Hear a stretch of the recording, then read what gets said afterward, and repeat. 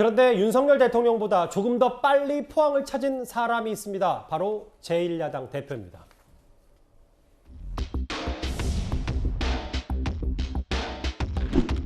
정말 가슴 아픈 일이네요. 특별재난지역 선포 문제는 정부에서 하실 것으로 생각하고 저희도 신속하게 선포할 수 있도록 저희도 최대한 협력하고 요청하겠습니다.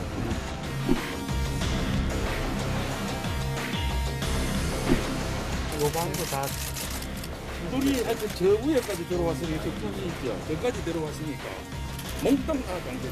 장판하고 다 그러네. 야, 다 거든요. 지금 집안에 있는 건 쓸 건 하나도 없습니다. 죄송합니다. 네, 아닙니다. 직원들이 너무 고생하시고 너무 고생이 많으셔요. 특별 재난지역 선포는 정부가 알아서 할 일이고 이재명 대표 이런 얘기를 하면서도 네. 침수에 200만 원인데 보상 금액이 너무 적다.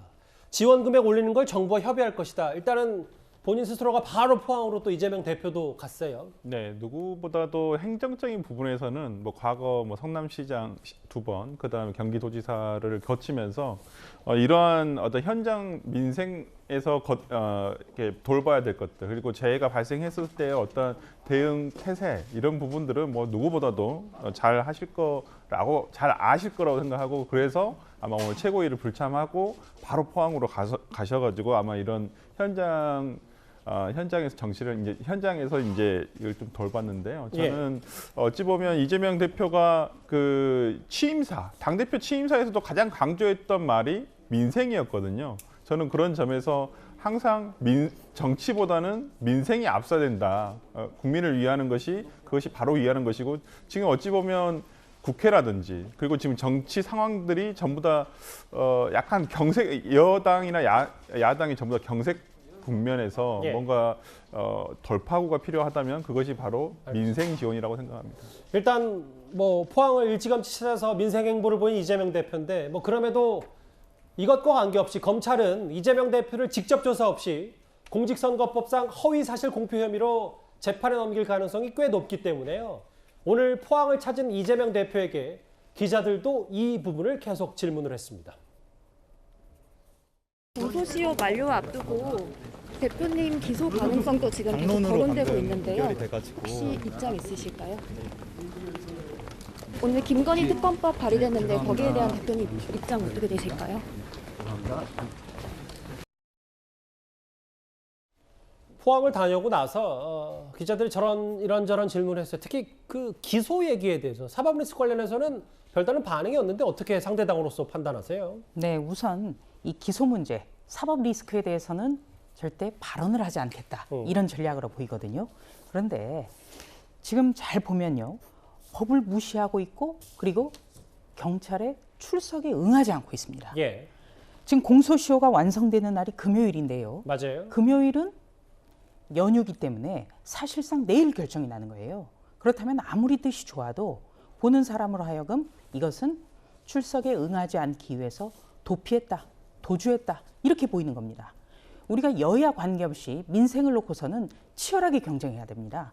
2020년 8월에 기록적인 폭우로 섬진강 2기 무너졌을 때 전남 구례와 곡성 현장을 국민의힘이 먼저 찾아서 수해복구를 함으로써 많은 어떤 그 호남에 계신 분들이 다시 생각하게 됐거든요. 예. 그런 경쟁은 반드시 필요하죠. 그렇지만 이 민생 행보와 법을 준수하는 것, 법치의식을 두 가지를 완전히 분리할 수 없다는 말씀을 드립니다. 도피, 도주라는 표현은 또 민주당으로 받았을 땐 또 납득하기 어렵다는 분석도 있을 테니까요. 일단은 다음 발언에서 또 한번 제가 질문을 드릴게요. 사법 리스크 때문에 사법 리스크 관련해서 질문을 하지 않았다. 답을 하지 않았다. 이재명 대표. 그런데 오늘 알려진 일부 보도에 따르면 검찰은 이재명 대표가 성남시장 시절 김문기 전 처장으로부터 대장동 보고를 받았다. 관계 진술을 확보한 걸로 전해집니다. 이게 이재명 대표의 과거 발언과는 배치되는 내용입니다. 이분하고 내가 통화를 많이 했다. 근데 시장할 때는 이 사람의 존재를 몰랐다. 하위직 실무자인데 같이 갔으면 그 사람이 얼굴이야 제가 봤겠지만 그 사람이 이 사람인지를 여러분은 어떻게 압니까? 나 얼굴 너무 많이 타버렸어. 오늘 시장님하고 본부장님하고 골프까지 쳤다. 오늘 너무 재밌었고 좋은 시간이었어. 오늘 중앙일보 보도에 따르면요.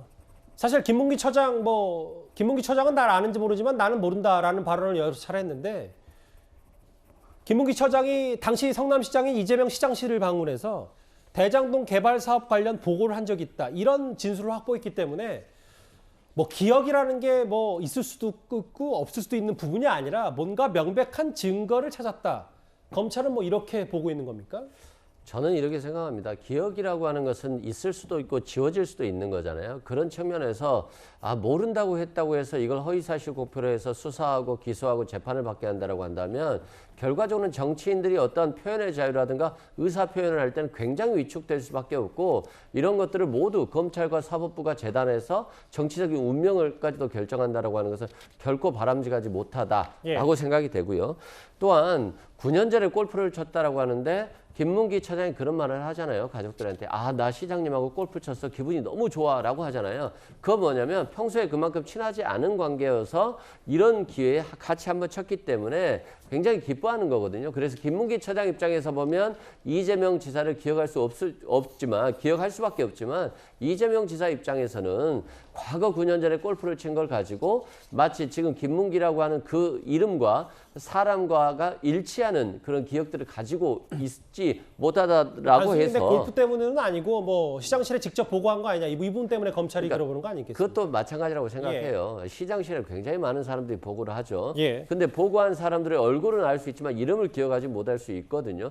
그런 측면에서 마치 결제 서류에 김문기 처장이 같이 있고 같이 결제를 받으러 왔다고 해서 이재명 지사가 그걸 기억해야 되느냐라고 하는 것까지도 검찰의 수사의 영역에 둔다는 것 자체가 저는 좀 잘못됐다고 생각하고 만약에 이재명 지사가 거짓말을 했다고 쳤다면 거짓말할 이유가 있어야 되잖아요. 그런데 김문기 처장이 불리한 진술을 이재명 지사에 대해서 하고 있지도 않았었고 알겠습니다. 또 참고인으로서 조사를 받았기 때문에 굳이 그 정도로까지 거짓말을 해야 될 압박감이 전혀 없었다고 보여지기 때문에 저는 검찰에서 기억까지도 재단하는 것은 좀 정치에 너무 개입하는 것이다 이렇게 생각됩니다. 근데 이제 만약에 이재명 대표가 그렇게 뭐 알면서도 거짓말했다 그 이유 중에 하나로 검찰의 시각은 김문기 전 처장이 초과이익 환수를 삭제했던 이 대장동 의혹과 관련해서 여러 책임자 중에 하나였기 때문에 이도원 의원님. 네. 뭐 여기 보도에 따르면 주무팀장 시장실과 함께 갔다고 보는 게 상식적이다. 그래서 또 어제 관련해서 경기도청을 압수수색한 검찰이기도 하고요.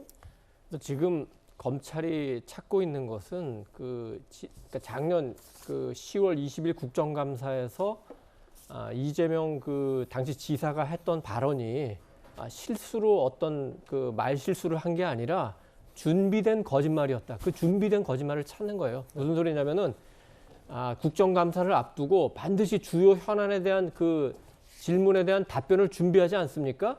그 답변을 준비하는 과정에서 김문기는 모르는 것이다. 백현동은 협박을 받은 것이다. 대장동 초과이익 환수는 전혀 몰랐던 것이다. 그 거짓말을 준비했다. 검찰은 이렇게 보고 그 증거를 찾는 겁니다. 정확히 얘기하면 검찰 시각은 준비한 거짓말이 아니냐는 걸 이제 들여다보겠다. 그렇죠. 그래서 이번에 이제 그 경기도에서 공보 담당 그 비서의 사무실을 압수수색하지 않았습니까?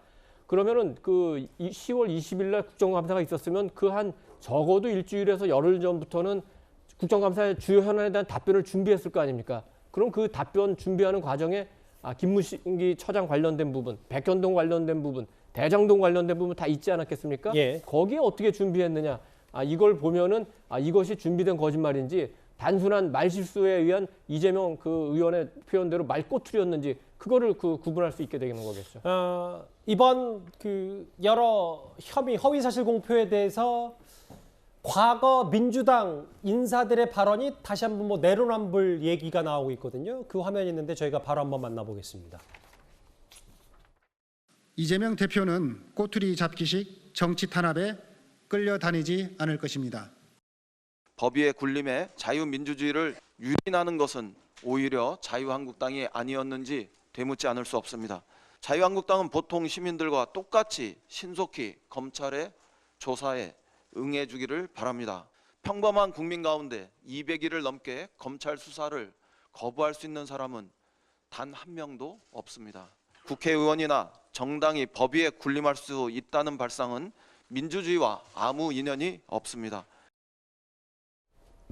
법위에는 모든 국민이 평등하다고 했던 과거 이인영 대표 얘기인데 이재명 대표조차도 일단 법위에 군림해서 자유민주주의를 유린한다. 자유한국당 의원들 패스트트랙 충돌 당시 소환 요구에 불응했다. 근데 이번에 또 검찰에 직접 출석하지 않았기 때문에 이것 또한 내로남불 아니냐 뭐 얘기가 있는 것 같아요. 네, 저는 이제 정치에서 상대 당이 있기 때문에 당연히 이재명 대표 그리고 대선 때는 대선 후보로서의 이재명 대표의 발언에 대해서 주목도 하고 논평도 해야 되는데요. 예. 제가 가장 큰 고민은 이재명 대표 발언이 대체 무엇이 진실인가 이걸 모르겠어요. 너무 많이 바뀌거든요.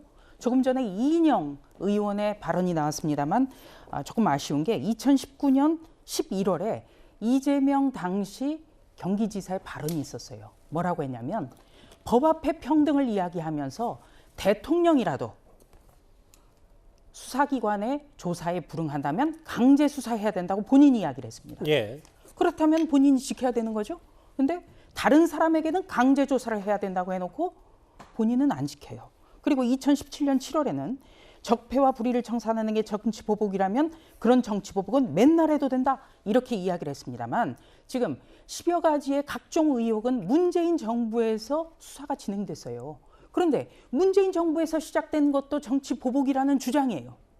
그리고 종부세에 대해서도 대선 전과 대선 후가 완전히 달라집니다. 어떤 것이 진짜인지를 정말 모르겠어요.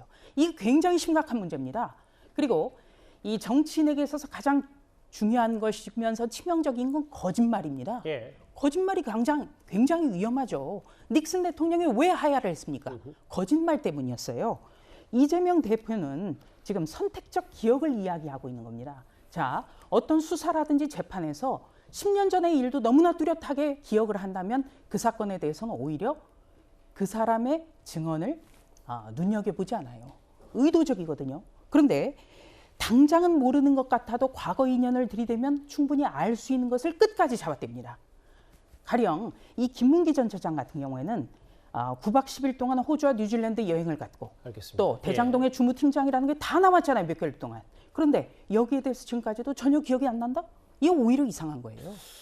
설 변호사님 어찌됐건 과거에는 다 모든 국민 평등하게 뭐 검찰 소환 조사 다 응해야 되는 거 아니라고 했다가 이번엔 또 선택적으로 제1야당 대표가 지금 검찰에 이런 기소도 정치적이다라고 판단해서 안 나간다. 이게 어떻게 받아들여야 될지요? 일단 그 백현동 사건, 대장동 사건 이 것들이 대부분 제일 처음에 시작된 것은 아니 이재명이 여기서 뭔가 이익을 취했을 것이다 라는 의혹에서 시작이 된 것이거든요. 근데 지금 기소를 하겠다는 범죄는 물론 선거법에서 공소시효가 남아서 그럴 수도 있다고 충분히 생각합니다만은 그렇다 손치더라도 너무 이 정말 주관적인 어떤 개인의 느낌, 어떤 기억 이런 것을 가지고 이 부분을 가지고 지금 허위사실 공표라는 선거법으로 이제 기소를 한다는 것이기 때문에 이 부분이 약간 본질에서 조금 곁다리다 벗어나는 부분이기 때문에 이 부분과 관련해 가지고 기소가 좀 부적절하다라는 어떤 비판이고요. 그리고 아까 의원님께서 아직 뭐 나머지는 또 1차 조사 끝나고 또 보완 조사 할 거니까요. 뭐 그렇겠죠, 검찰. 네, 의원님께서 말씀해주신 대로 어떤 소환에 응하지는 않았습니다. 이번에 그렇지만은 검찰에서 요구한 서면 질의에 대해서는 이번에 다 모두 다 이거 답변을 했다는 것은 좀 밝히고자 합니다. 네, 한 가지만 제가 말씀드리면요. 계속해서 불응하다가 논란이 되니까 우리는 서면 진술서 냈다. 서울중앙지검에 통보했다. 이렇게 했어요. 그렇다면 일반 국민이 그걸 할 수 있습니까? 알겠습니다. 안 되지 않습니까? 그리고 작년에 오세훈 서울시장은 검찰의 14시간 조사를 받았어요. 오세훈 서울시장은 그렇다면 왜 받았을까요? 알겠습니다. 출석 여부를 두고도 여러 내로남불 논란 설왕설래가 있는데 오늘 이재명 대표도 윤 대통령은 오늘 포항으로 갔습니다.